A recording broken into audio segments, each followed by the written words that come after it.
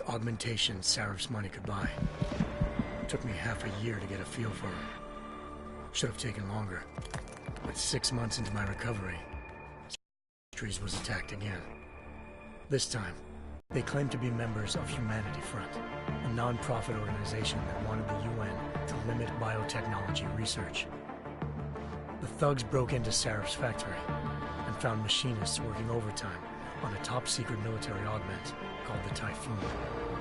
Sarif sent me to retrieve it, and when I did, I found one of the so-called purists next to it, wired with cerebral implants, trying to download its classified specs. Obviously, something more was going on. The Aug killed himself before I could question him. Sarif ordered me to dig deeper, so with the help of Frank Pritchard, Sarif's head of cybersecurity, I did. Turns out a second hacker had been controlling the Aug's actions from somewhere off-site. Pritchard and I tracked his signal to a secret FEMA internment camp in Detroit. The Black Op mercenaries were there. The same mercs who'd left me for dead 6 months before. Figured they'd try again when they saw me. Wasn't so easy for them this time. I took out the tank named Barrett, even got him to give me a new lead. A penthouse apartment in China. Of course, we both knew it would be a trap in the end.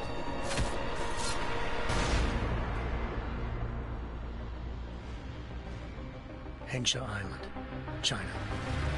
Home to a city so crowded, they had to build a second city on top of it. Trying to find clues in Hengsha wouldn't be easy. Lucky for me, I wasn't alone. Farida Malik, Sarif Industries' ace pilot, had lived in Hengsha before. A good person to have on your side. She knew enough about the place to get me around. Malik dropped me in the lower city, close to the penthouse Barrett had told me about. Bell Tower Associates, a private security firm under contract to the Chinese government, had agents tossing the suite when I arrived. Just not for the reason I'd been expecting. Turns out the man who lived there was a criminal hacker named Van Bruggen. The same hacker who'd been remotely controlling the Aug in Sarif's factory. Van Bruggen's panicked decision to force the man to commit suicide had been a mistake. Now his mercenary partners were gunning for him, and I needed to find him before they did. Locating Van Bruggen meant playing nice with the Triads, Hengsha's organized crime lords. They had the hacker holed up inside a low-rent capsule hotel. By the time I found him, Van Bruggen had no qualms giving up the woman who hired him. Zhao Yunru, president of the Taiyang Medical Corporation. According to Van Bruggen, Zhao wanted to monopolize the augmentation industry and had hired Black Op mercenaries to destabilize her competition. Sarif Industries was at the top of her list. To prove this, I needed to get inside TYM and grab a surveillance hologram off a server. I suspected Van Bruggen was hiding something when he told me this, but nothing could have prepared me for what I saw. Megan wasn't dead. She and her 4 best researchers had been kidnapped, spirited away somewhere while their kidnappers made it look like they were dead. Desperate to learn more, I confronted Zhao in her penthouse. She claimed to be a pawn in a bigger plan, and hinted at a group so powerful it controlled global interests at a whim. Then she slipped into a panic room and hit the alarm, forcing me to make a very quick exit. I figured Zhao was lying, but part of her confession made sense. David Sarif had been worried about his people. So worried, he'd required all of them surgically implanted.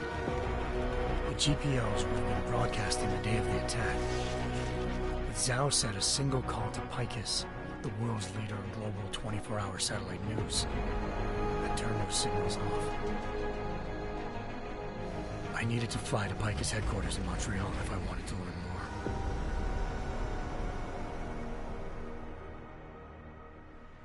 Eliza Cassan, Picus Communications' First Lady of News. Malik thought I was reaching when I told her Eliza was involved in this. The world's most famous news anchor, working with a mercenary hit squad. But when I confronted Cassan in her office, she freely admitted to jamming Detroit satellites the night Megan's team had been taken. Said she wanted to say more. But Black Op mercenaries showed up looking to shut us both down. And just like that, the Eliza I'd been talking to disappeared. The mercs were led by an augmented killer I'd crossed paths with twice before. She waited for me to track Eliza's transmission to a secret server room underneath the Picus complex, then jumped me from behind. A deadly fight ensued.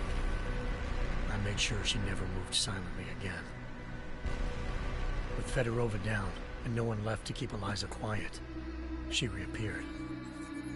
Turns out Picus's First Lady of News wasn't a lady at all. She was a sophisticated AI program, engineered to monitor data streams and control what people believed. Eliza told me the mercs had brought in a Humanity Front doctor named Isaiah Sandoval to remove the scientist's implanted tracking devices while Detroit's satellites were down.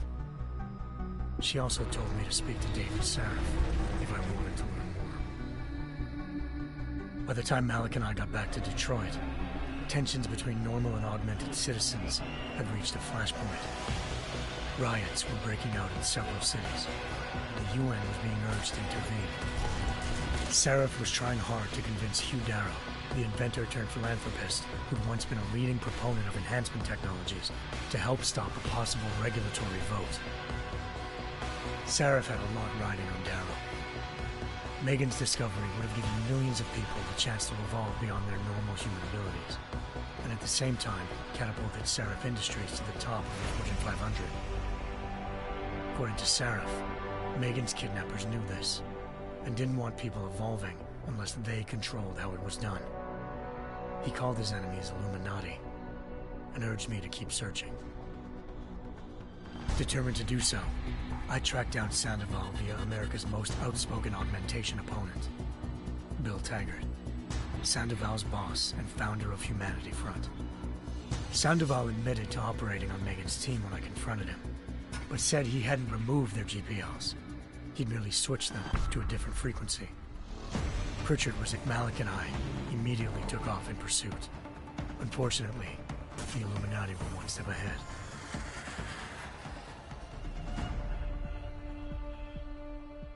Ambushed. Shot out of the sky by Bell Tower Associates seconds after entering Hengsha's airspace.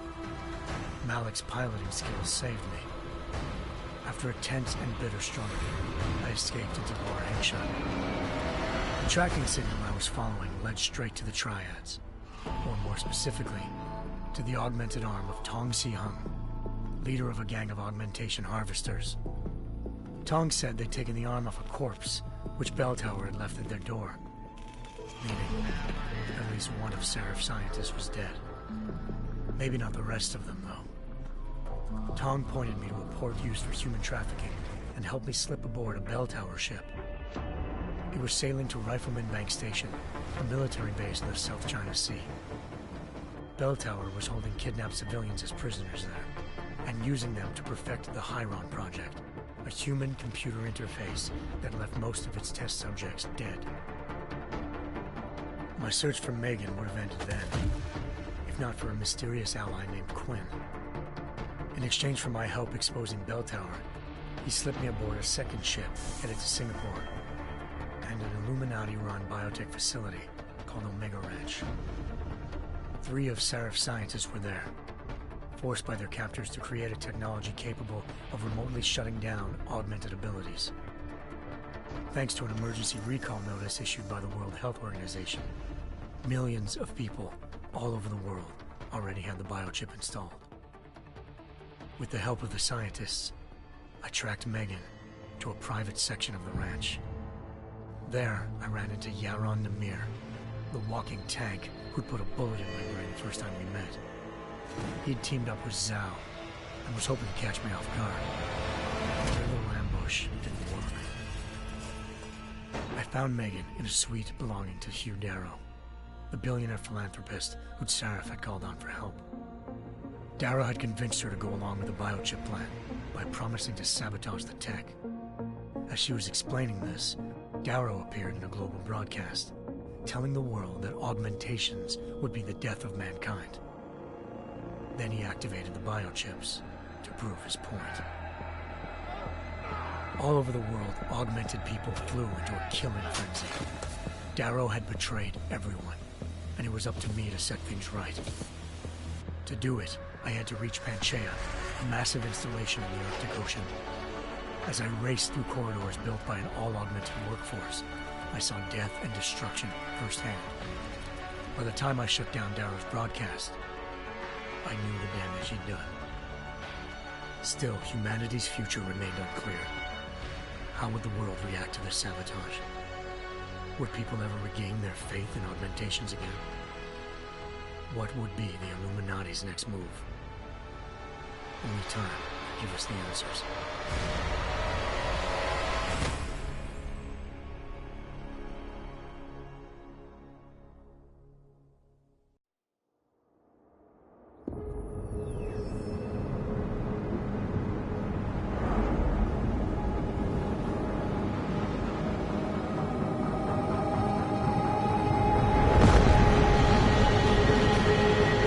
I once thought I could save the world. Now look at it.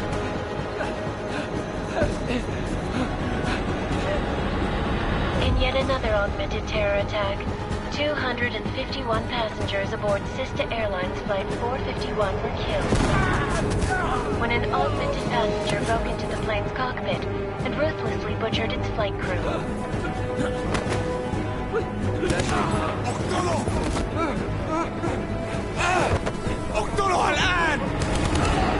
Details recovered from the black box recorder suggest that the man may have been suffering flashbacks to the AUG incident. That horrible day 2 years ago when augmented people all over the world flew into a psychotic killing spree, causing the greatest loss of life in recent history. Sometimes, you just have to let go. And embrace what you've become. Not gonna go all wonky on us now, Hansa, are ya? Well, if I do, McCready, I guarantee you'll never see it coming. Agent Jensen! Am I gonna have a problem with you? No, sir. No reason to assume you would. Good. Because you are the only augmented operative on this team, and I intend to make good use of you. Listen up, all of you. We got a sandstorm barreling down our arse and we can't afford to make mistakes. We're going after this man, an arms dealer named Shepard. He's ex-Bell Tower, one of the Special Forces commanders who disappeared during the incident.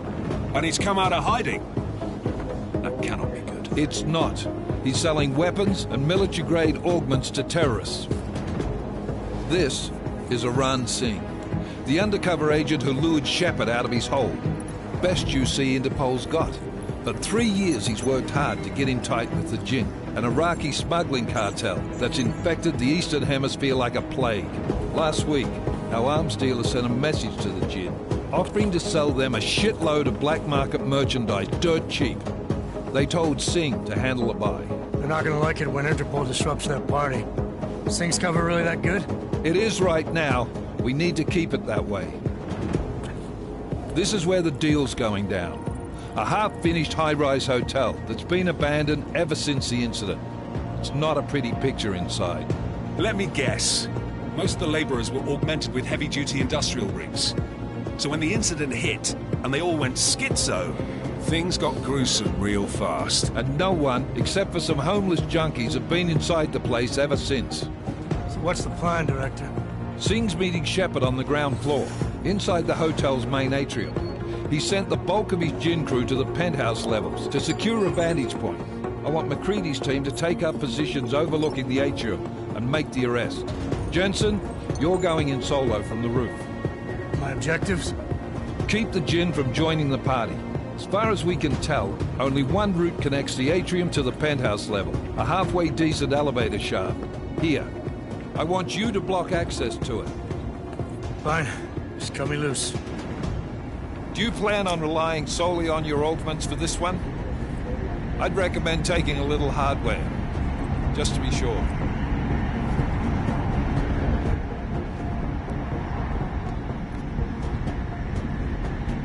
We've got a UC in there. Might be easier to maintain his cover if he's not the only one still breathing when this is done. Smart thinking. Yeah, but if anything does happen to him, you'll be telling his wife. After you get out of the hospital, of course. What about range? There's lots of wide spaces and high ceilings in there, but a number of tight and constrained rooms too. So it's a crapshoot, really.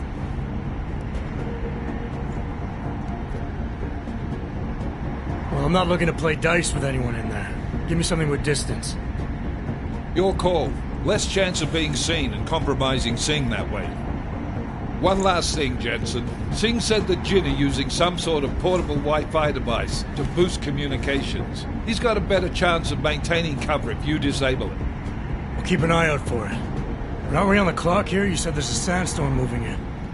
There is, and we got the intel on this mission at the very last minute.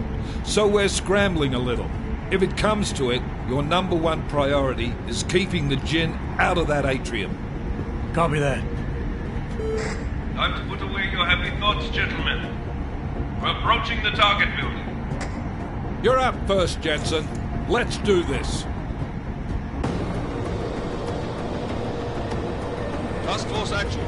This is Knife Leader. Engage Hush drives and descend to Angels 1-5.